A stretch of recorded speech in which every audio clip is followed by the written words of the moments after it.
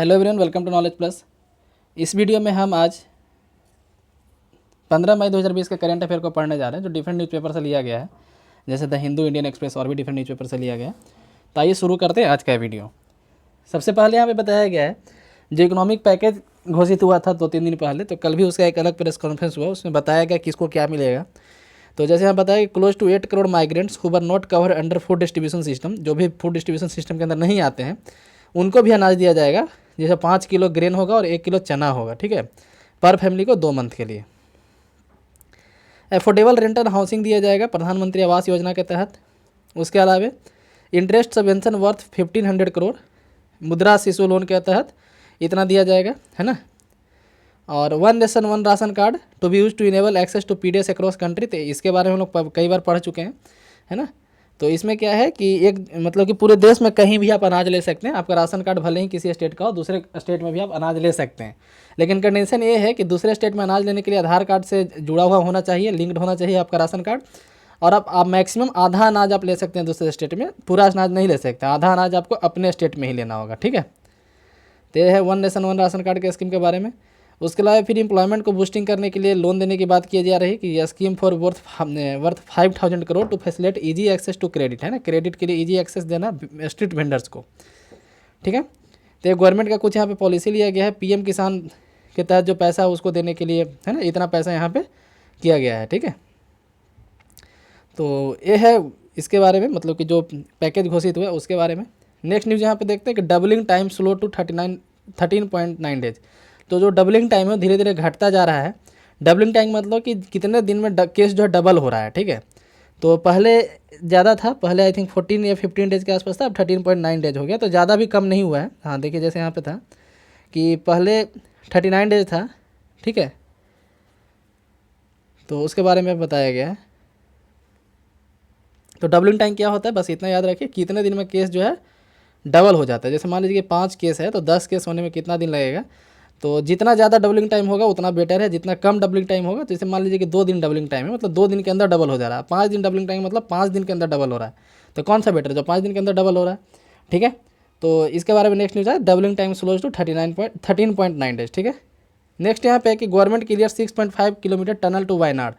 तो इसमें हमको एक चीज़ पढ़ना है कि एक टनल बनाया जा रहा है, एक सुरंग बनाया जा रहा है, ठीक है, केरला में बनाया गया है।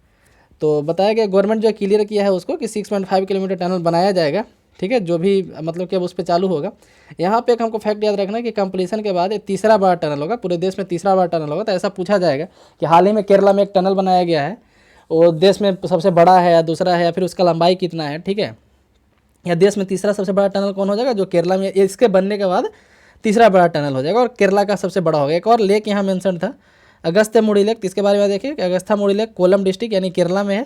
तो अगस्त्यमुड़ी लेक कहाँ है, तो केरला के कोलम डिस्ट्रिक्ट में है, ठीक है। नेक्स्ट न्यूज़ यहाँ पे कि कैट्स की forest staff on tenterhooks in Hyderabad. तो यहाँ पे हमको लेपर्ड के बारे में पढ़ना है, ठीक है। तो लेपर्ड के बारे में जान लेते हैं क्या है। तो लेपर्ड वल्नरेबल आता है IUCN स्टेटस में, इसी के बारे में ज़्यादा पूछा जाता है कि किस मतलब कौन सी कैटेगरी में आता है, IUCN के रेड लिस्ट में कौन से कैटेगरी में आता है, तो वल्नरेबल में आता है। लेपर्ड जो है वल्नरेबल है। और कहाँ कहाँ पाया जाता है, तो सब सहारन अफ्रीका में पाया जाता है, वेस्टर्न एंड सेंट्रल एशिया में पाया जाता है, इंडियन सब कंटिनेंट में पाया जाता है। इंडियन सब कंटिनेंट मतलब इंडिया, पाकिस्तान, बांग्लादेश, नेपाल, भूटान, श्रीलंका, इतने देशों में पाया जाता है। तो कहाँ कहाँ पाया जाता है, सब सहारन अफ्रीका में, वेस्टर्न एंड सेंट्रल एशिया में पाया जाता है, इंडियन सब कंटिनेंट में पाया जाता है। ये था लेपर्ड के बारे में, IUCN स्टेटस इसका वल्नरेबल है। नेक्स्ट न्यूज़ यहाँ पे है कि talks with Nepal after pandemic. तो पैंडेमिक के बाद नेपाल के साथ टॉक किया जाएगा, कौन से मुद्दे पे बात किया जाएगा, तो 2-3 दिन से आप न्यूज़ में सुन रहे होंगे एक काला पानी डिस्प्यूट के बारे में।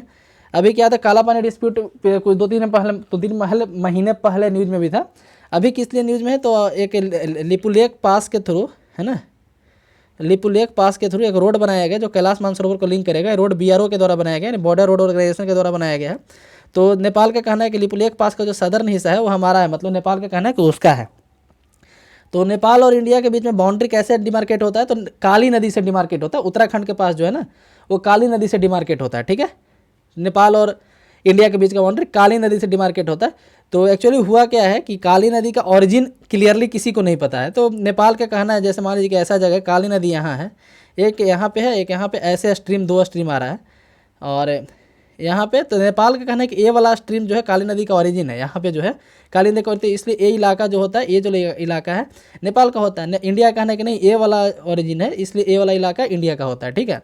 तो बस छोटे से इलाके के लिए डिस्प्यूट है। अभी जो है इस पर इंडिया का कंट्रोल है, उत्तराखंड के पिथौरागढ़ डिस्ट्रिक्ट में आता है काला पानी जो जगह है, लेकिन इसमें नेपाल कहता है कि उसका है, ठीक है। तो अभी पिछले कुछ महीनों में देखा जा रहा है कि काला पानी डिस्प्यूट को बहुत चर्चा में किया जा रहा है नेपाल के द्वारा, जानबूझकर या किसी के बहकावे में आकर।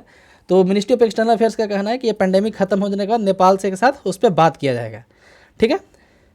और इंडिया और नेपाल के बीच ट्रीटी एक साइन हुआ था, एंग्लो नेपाल वार हुआ था 1814 से 1816 तक, ठीक है। एंग्लो नेपाल वार कब हुआ था? 1814 से 1816 तक। उसी के तहत इंडिया और नेपाल के बीच का जो है बाउंड्री तय किया जाता है। सुगौली का ट्रीटी हुआ था, उसको बोलते हैं, जैसे हम शुरू से कल भी इसके बारे में चर्चा हुआ था, कल भी न्यूज़ में था, आज फिर हम बताते हैं सुगौली की संधि के बारे में।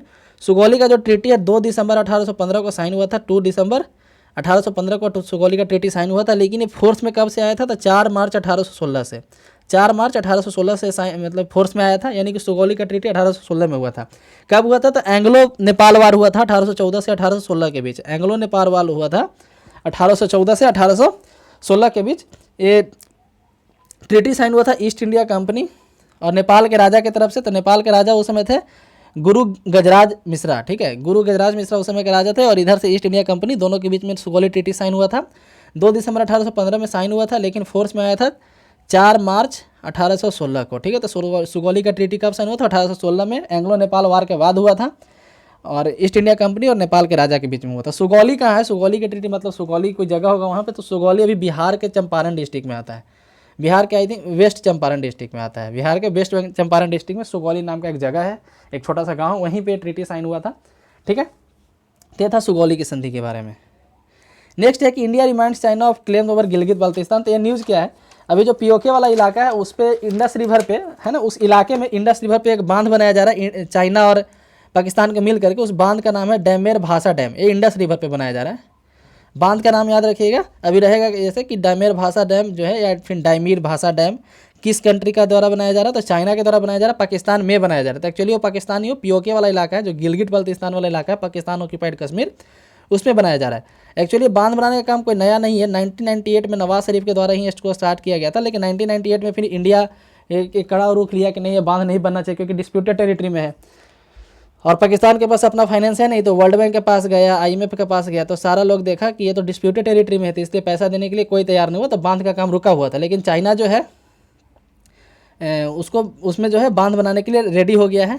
तो अभी जो है इन लोग का कहना है कि 2028 तक बांध बनाकर रेडी हो जाएगा, बांध बनकर रेडी हो जाएगा।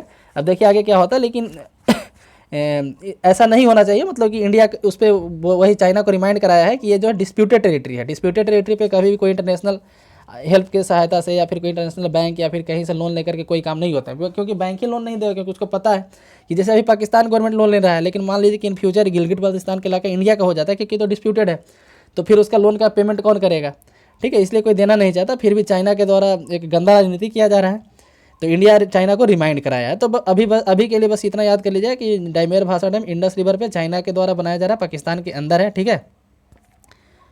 तो ये था इसके बारे में। नेक्स्ट यहाँ पे NHRC issue notice to states. NHRC जो है स्टेट को इशू नोटिस किया है, किसको? Maharashtra MP pulled over flight of migrants, ठीक है। तो हम लोग NHRC के बारे में पढ़ लेते हैं। NHRC यानी कि नेशनल ह्यूमन राइट कमीशन।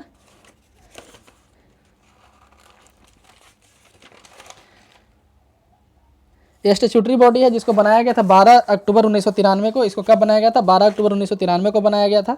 और स्टैट्यूटरी है तो किसी एक्ट के तहत बनाया होगा, तो इसका एक्ट था NHRC एक्ट 1993 है ना, protection of human right act 1993 के तहत इसको बनाया गया था। 12 अक्टूबर 1993 को बनाया गया था। इसका जो चेयरमैन होते हैं उसके अपॉइंट कौन करते हैं? तो अपॉइंट करते हैं प्रेसिडेंट ऑफ इंडिया। तो प्रेसिडेंट ऑफ इंडिया को रिकमेंडेशन जाता है कि आप इनको एक अपॉइंट कीजिए, प्रेसिडेंट मतलब चेयरमैन है ना, NHRC का चेयरमैन अपॉइंट करने के लिए प्रेसिडेंट ऑफ इंडिया को रिकमेंडेशन जाता है। उस कमेटी में कौन रहते हैं? रिकमेंड कौन करता है? तो रिकमेंड करने के लिए एक कमेटी होता है, उस कमेटी में कौन कौन रहते हैं? तो PM रहते हैं, होम अफेयर्स के मिनिस्टर रहते हैं, मिनिस्टर ऑफ होम अफेयर्स, फिर लीडर ऑफ ओपोजिशन, लोकसभा और राज्यसभा दोनों के, ठीक है। और लोकसभा के चेयरमैन, लोकसभा के स्पीकर रहते हैं, और राज्यसभा के डिप्टी स्पीकर रहते हैं, डिप्टी चेयरमैन रहते हैं, सॉरी। तो कौन कौन रहते हैं? प्राइम मिनिस्टर रहते हैं, होम मिनिस्टर रहते हैं, leader of opposition in Lok Sabha, leader of opposition Rajya Sabha, speaker of Lok Sabha and deputy chairman of Rajya Sabha. तो 6 आदमी मिलकर एक कमेटी बनाते हैं और कमेटी एक रिकमेंडेशन भेजती है प्रेसिडेंट को कि इनको जो है NHRC का अध्यक्ष बनाया जाए। तो फिर प्रेसिडेंट जो है NHRC के अध्यक्ष उनको बना देते हैं। बनाया कब गया था? तो 12 अक्टूबर 1993 में इसको बनाया गया था protection of human right act 1993 के द्वारा। ठीक है, तो हाल ही में कुछ अमेंडमेंट किया गया है NHRC में, तो वो भी हम यहाँ पे देख लेते हैं क्या क्या अमेंडमेंट किया गया है। तो पहले क्या रूल था कि सिर्फ CJI ही बन सकते थे, पुराने CJI या रिटायर CJI जिसको बोल सकते हैं, तो रिटायर CJI ही NHRC के चेयरमैन बन सकते थे। लेकिन अब ऐसा नहीं है, अब कोई भी जज जो है इसके चेयरमैन बन सकते हैं। अब कोई भी जज इसके चेयरमैन बन सकते हैं, बस सुप्रीम कोर्ट के जज होना चाहिए। और पहले क्या था, पहले 2 मेंबर होते थे, अब 3 मेंबर रहते हैं। पहले 2 मेंबर रहते थे, अब 3 मेंबर रहते हैं, और जिसमें 3 मेंबर में 1 मेंबर वीमेन होता है। 3 में 1 वीमेन होता है। पहले जैसे 2 मेंबर था और अब 3 मेंबर, उसमें से 1 मेंबर जो होते हैं वीमेन होते हैं। ठीक है, और इसमें कौन होते हैं? तो minorities commission, SC commission, ST commission और वीमेन कमीशन। ठीक है, ये चारों कमीशन के जो अध्यक्ष होते थे इसके मेंबर हो जाते थे। लेकिन अब क्या है, माइनॉरिटीज़, SC, ST, वीमेन, ये तो चारों हैं ही, plus backward class commission, protection of child right का कमीशन, ठीक है, NCPCR जिसको बोलते हैं, प्रोटेक्शन ऑफ चाइल्ड राइट, और PWD डिपार्टमेंट के जो मतलब PWD पर्सन विद डिसेबिलिटीज है ना, पर्सन विद डिसेबिलिटीज कमीशन के जो अध्यक्ष होते हैं वो भी इसके मेंबर हो जाते हैं। तो मतलब अब 7 मेंबर हो जाते हैं। पहले 4 थे, कौन कौन? माइनॉरिटीज, SC, ST और वीमेन कमीशन के अध्यक्ष। अब कौन कौन है? तो उसके अलावा 3 और, तो कौन सा? NCBC के अध्यक्ष प्लस NCPCR के अध्यक्ष, national commission of protection of child right, और PWD कमीशन के अध्यक्ष। ठीक है, तो अब 7 मेंबर होते हैं। पहले जो रिटायरिंग एज था 70 साल या फिर 5 साल का टेन्यूर हुआ करता था। अभी भी रिटायरिंग एज 70 साल है, लेकिन अब टेन्यूर 3 ही साल का है। ठीक है, पहले रीअपॉइंटमेंट नहीं होता था, अब रीअपॉइंटमेंट के लिए एलिजिबल हैं। तो ये था NHRC के बारे में। ठीक है, और हाल ही में जो अमेंडमेंट हुआ उसके बारे में। नेक्स्ट न्यूज़ यहाँ पे देखते हैं। नेक्स्ट न्यूज़ यहाँ पे है कि वायरस में never go away once WHO का कहना है कि हो सकता है कि वायरस कभी नहीं जाए। ठीक है, तो जाएगा या नहीं जाएगा तो समय की बात है। हम लोग यहाँ पे एग्जाम पर्पस से WHO के बारे में पढ़ लेते हैं। WHO एक UN का स्पेशलाइज एजेंसी है। UN का जितना भी स्पेशलाइज एजेंसी होता है सोशल वर्क के लिए, वो एक आता है UN का। देखिए 5 उसका मेन ऑर्गन, UN में 5 मेन ऑर्गन है। उसमें एक मेन ऑर्गन है UN economic and social council, UN economic and social council. ठीक है, इस तरीके से। ठीक है, जैसे है ना secretariat, UNGA, UNSC, general assembly security council. UN के बारे में एक डेडिकेटेड वीडियो है, आप वहाँ पे देख सकते हैं इसी चैनल पे। तो WHO जो है UN का एक स्पेशलाइज्ड बॉडी है जो UN economic and social council के अंदर आता है। 7 अप्रैल 1948 में इसका स्थापना किया गया था। 7 अप्रैल 1948 को इसका स्थापना किया गया था। कहाँ इसका हेडक्वार्टर? इसका हेडक्वार्टर जेनेवा में है। इसका हेडक्वार्टर जेनेवा में है। अभी इसके अध्यक्ष हैं टेड्रोस एडेनहोम। अभी इसके अध्यक्ष हैं टेड्रोस एडेनहोम। इसीलिए 7 अप्रैल को जो है वर्ल्ड हेल्थ डे मनाया जाता है। 7 अप्रैल को वर्ल्ड हेल्थ डे मनाया जाता है क्योंकि 7 अप्रैल को ही WHO का स्थापना हुआ था। तो ये था WHO के बारे में। नेक्स्ट न्यूज़ यहाँ पे कि ICMR clears first batch of की एलिसा एंटीबॉडी टेस्टिंग किट। तो यहाँ पे हम लोग एलिसा टेस्ट के बारे में जान लेते हैं। अभी एक NIV पुणे के द्वारा, national institute of virology Pune के द्वारा एक एलिसा टेस्टिंग किट बनाया गया है जो एंटीबॉडी का टेस्ट करेगा। ठीक है, तो पहले एलिसा टेस्ट का यूज किया जाता था HIV एड्स को मतलब कन्फर्म करने के लिए। अभी जो है एलिसा किट का भी यूज इसके लिए भी किया जा रहा है। ठीक है, नेक्स्ट न्यूज़ यहाँ पे देखते हैं। Uddhav 8 other elected to legislative council. Uddhav Thackeray के अलावा 8 और आदमी को लेजिस्लेटिव काउंसिल के लिए इलेक्ट किया गया है। तो अभी कॉन्टेक्स्ट क्या था कि जैसे कोई भी रूल ये है कि कोई भी आदमी मुख्यमंत्री या किसी भी तरह का मिनिस्टर बन सकता है, लेकिन 6 महीने के अंदर उसको MLA बनना होगा, मतलब लेजिस्लेटिव असेंबली या लेजिस्लेटिव काउंसिल में से किसी एक का सदस्यता लेना पड़ेगा। मैक्सिमम 6 महीने तक रह सकता है। तो उद्धव ठाकरे के पास किसी भी हाउस का मेंबरशिप नहीं था, तो इसलिए वो 6 महीने तक सदस्य बने रहे, मुख्यमंत्री बने रहे। लेकिन 6 महीने खत्म होने वाले थे और अभी इलेक्शन हो नहीं सकता था, है ना। इलेक्शन कमीशन जो है मना कर दिए थे इलेक्शन कराने से, क्योंकि अभी ये बीमारी कोरोना वायरस के चलते। तो फिर ये सोचे कि लेजिस्लेटिव काउंसिल में जो मेंबर नॉमिनेट किए जाते हैं, तो गवर्नर को भेजा गया कि नॉमिनेशन करने के लिए, लेकिन गवर्नर ने नॉमिनेट करने से मना कर दिया। उसके बाद इलेक्शन कमीशन से रिक्वेस्ट किया गया, इलेक्शन कमीशन इलेक्शन कराने के लिए राजी हो गया। तो उद्धव ठाकरे जीत गए हैं, मतलब अब इनके कुर्सी पर कोई खतरा नहीं है। तो हम लोग लेजिस्लेटिव काउंसिल के बारे में पढ़ लेते हैं। ये आर्टिकल 169 में बताया गया लेजिस्लेटिव काउंसिल को कैसे बनाना और कैसे बिगाड़ना है। आर्टिकल 169 में बताया गया इसका जो टेन्यूर होता है 6 साल के लिए होता है। इसका टेन्यूर मात्र 6 साल के लिए होता है। MLA का 5 साल के लिए होता है, MLC का 6 साल के लिए होता है। ये परमानेंट बॉडी है, जैसे राज्यसभा परमानेंट बॉडी है। और 1/3 मेंबर जो है हर 2 साल के बाद रिटायर होते हैं। 1/3 मेंबर हर 2 साल के बाद रिटायर होते हैं। इसके बनने के लिए मिनिमम एज 30 साल है। कोई भी MLC बनने के लिए मिनिमम एज 30 साल है। और MLC में मतलब कि लेजिस्लेटिव काउंसिल में कितने मेंबर हो सकते हैं, तो जो जितने भी लेजिस्लेटिव असेंबली में जितने मेंबर है उसका 1/3 मैक्सिमम मेंबर हो सकते हैं। मैक्सिमम, मान लीजिए किसी स्टेट में असेंबली में 300 मेंबर होते हैं तो लेजिस्लेटिव काउंसिल में मैक्सिमम 100 मेंबर हो सकते हैं, मैक्सिमम 1/3 हो सकते हैं। तो मिनिमम कितना होगा, तो मिनिमम 40 हो सकते हैं। तो यानी कि 40 से लेजिस्लेटिव काउंसिल में कितने मेंबर होते हैं, 40 से लेकर के 1/3 ऑफ लेजिस्लेटिव असेंबली, ठीक है। तो मिनिमम 40 मेंबर हो सकते हैं। अब इसका जो है चुनाव कैसे होता है या फिर इसका कंपोजिशन कैसे है, तो 1/3 मेंबर जो है 1/3 मेंबर पंचायत या म्यूनिसिपैलिटी से चुन करके आते हैं। 1/3 मेंबर पंचायत या म्यूनिसिपैलिटी से चुन कर आते हैं। 1/3 मेंबर जो है एमएलए इलेक्ट करते हैं, तो 1/3 मेंबर एमएलए इलेक्ट करते हैं। इसके बाद 1/6 मेंबर जितने का लेजिस्लेटिव काउंसिल है उसका 1/6 मेंबर गवर्नर के द्वारा अपॉइंट किया जाता है। उसका 1/6 मेंबर गवर्नर के द्वारा अपॉइंट किया जाता है।